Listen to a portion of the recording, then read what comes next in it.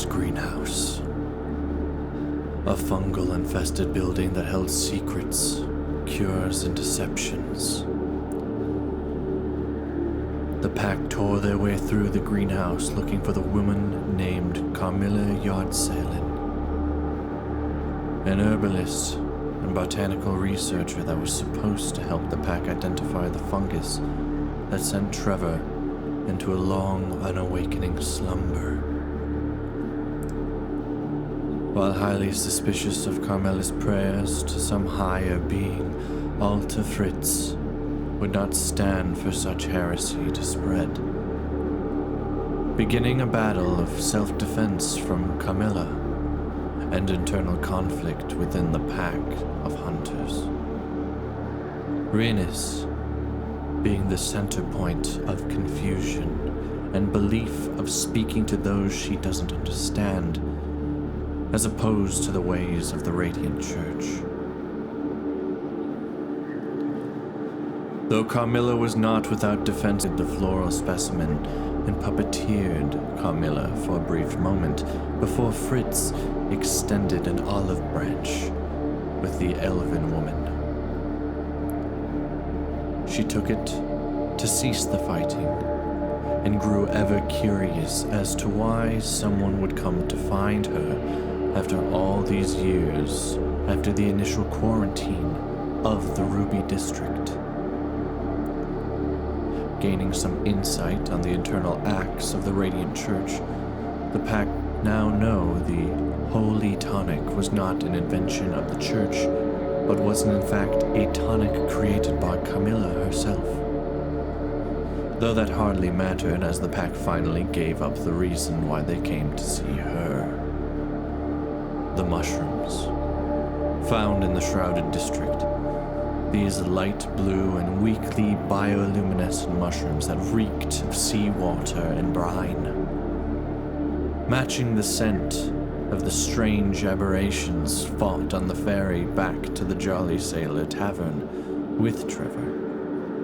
And yet again the scent came back in the air as the late shepherd attempted to keep the pack alert and ready. Tendrils in the clouds, viscous slime falling from the sky, smells of seawater from the depths of the deepest ocean.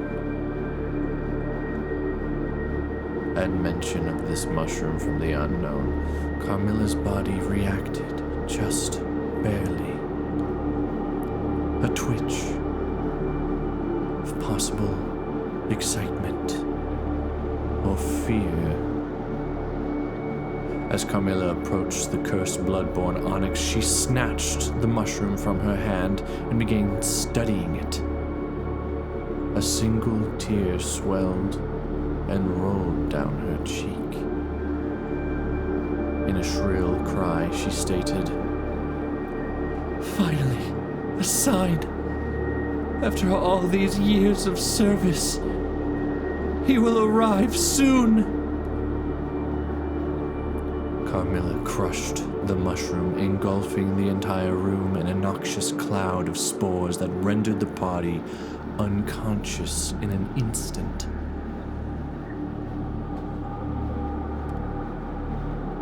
A void.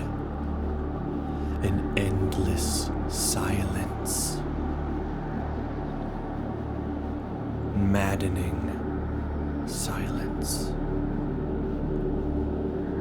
The pack's eyes opened to the grayed and dulled vision of a radiant chapel destroyed and abandoned, stained glass windows that looked out into nothing. A plane where not even the strongest of believers could feel the radiant warmth of the one true God. They arose to bear witness to a crack in the void of space. Unfathomable cries and screams of monstrosities no man has ever laid eyes on filled the decrepit chapel and sent chills down the spines of each member. Their very fate uncertain. As a large centipede-like creature crawled out and skittered onto a floating platform. Then out of the shadows of the accursed chapel stumbled out a faceless being, forcing the hunters to face a person or idea they feared the most, paralyzing most with fear, but only one was capable of fighting back.